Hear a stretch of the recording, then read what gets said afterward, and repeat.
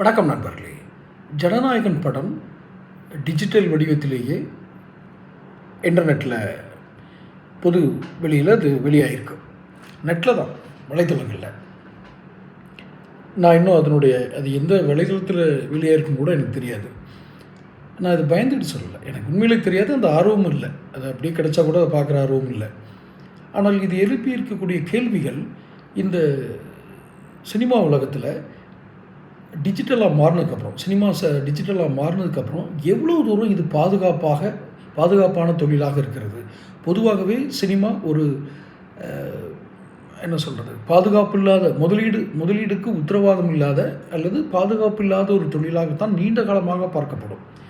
அது star paste, அதாவது நட்சத்திர நடிகர்கள் அவர்களை சார்ந்தது, கதை அம்சங்களை சார்ந்தது, இயக்குநர்களை சார்ந்ததுன்னு பல வடிவங்கள் அது மாறிக்கிட்டே இருக்கும். ஆனால் எப்போதுமே தயாரிப்பாளர் என்பவர் இதில் நஷ்டப்படுவார், பெரும் பணம் சம்பாதிப்பார், கடை போவாங்க. இப்படி தான் நடந்துடுது. இந்த டிஜிட்டல் ஆனதுக்கப்புறம் ஒரு சேஃப்டி இருக்குது அப்படின்னு நினச்சாங்க.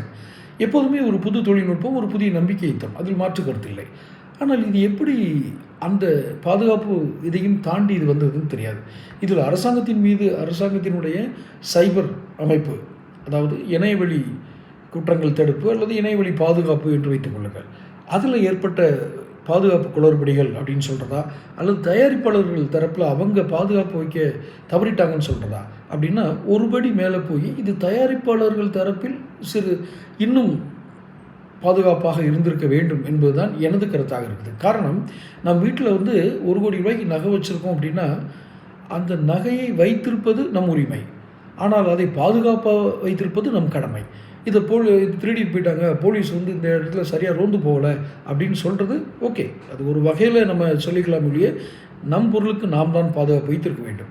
ஆனால் இந்த ஜனநாயகன் வெளியான விஷயத்தில் நிறைய இணையத்திலேயே நிறைய திரைப்படத்துறையை சார்ந்தவர்களே, பழைய தயாரிப்பாளர்கள், இயக்குநர்கள், இந்நாள் தயாரிப்பாளர்கள் எல்லாருமே ஒவ்வொரு கருத்து சொன்னாங்க. அந்த கருத்துக்களிலிருந்து நமக்கு தெரிஞ்சுக்கிட்டது, இது ஒன்று அந்த ப்ராசஸ் லேபரேட்டரி, அது எடிட்டிங், அந்த மாதிரி டெக்னிக்கல் வேலைகள் நடைபெறுகிற இடம், தயாரிப்பாளர் உடைய பாதுகாப்பு, இந்த 2 இடத்துல தான் இந்த ஒரிஜினல் பிரிண்ட் இருக்கும்னு ஒருத்தர் சொல்கிறார். அப்படிங்கிறப்ப இது எங்கேருந்து கசிய விடப்பட்டது, இதுக்கு பின்னால் அரசியல் காரணங்கள் இருக்கிறதா அப்படியெல்லாம் ஆராய்ச்சி பண்ணுறாங்க. எது எப்படி ஆகிடும், பல நூற்றுக்கணக்கான தொழிலாளர்களுடைய உழைப்பு, இது இனிமேல் நடக்காமல் பார்த்துக்கொள்வது எந்த தரப்பினுடைய தவறாக இருந்தாலும் அதுதான் நல்லது. ஏனென்றால் இது ஒரு தொழில். இந்த தொழிலில் நட்டம் ஏற்பட்டு ஒருவர் மனம் வருந்துவது என்பது தர்மம் இல்லை. தொடர்ந்து பேசுவோம். சேனல் சப்ஸ்கிரைப் பண்ணிக்கங்க.